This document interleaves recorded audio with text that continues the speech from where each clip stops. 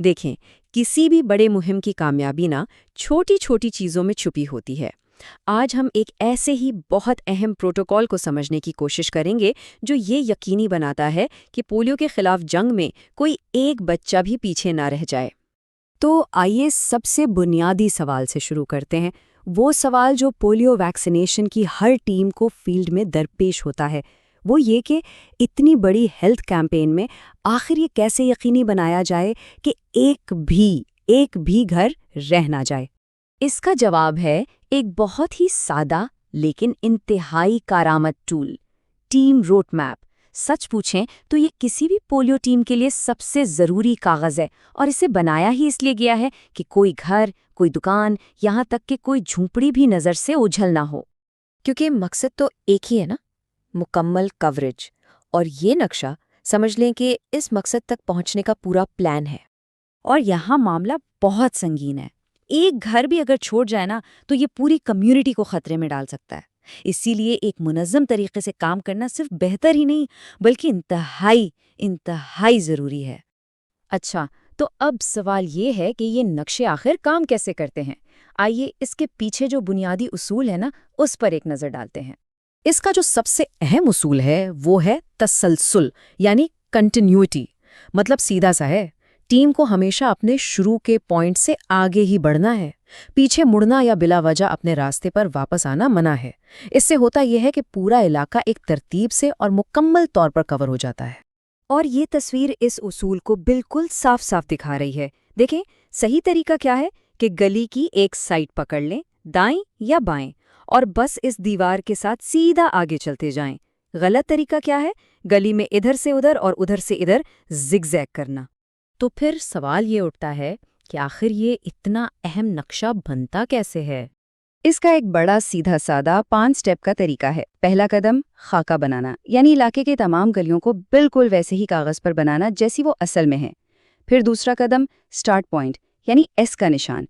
पहले घर पर एस लिख दिया ताकि पता हो कि शुरू कहाँ से करना है। तीसरा, तीर के निशान। गलियों के अंदर तीर बनाए जाते हैं ताकि चलने की सिमत वाज़े रहे। चौथा, बंद गली।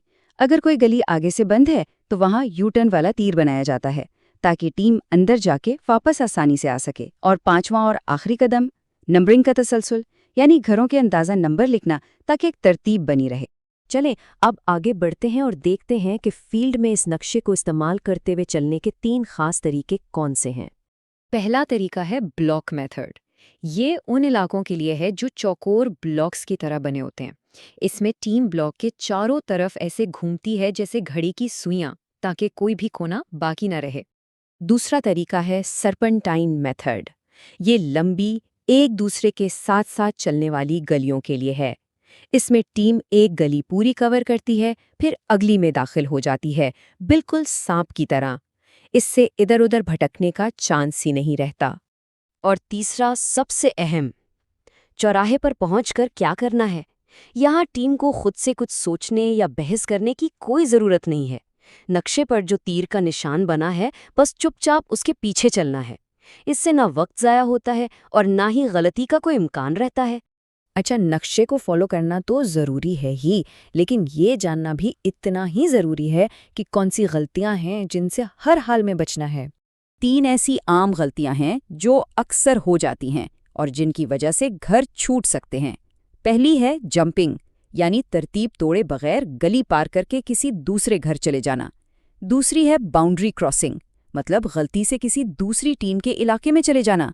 और तीसरी है आइसोलेशन, यानी कोई ऐसा घर जो बाकी घरों से थोड़ा अलग थलग हो, उसे नक्शे में शामिल करना ही भूल जाना।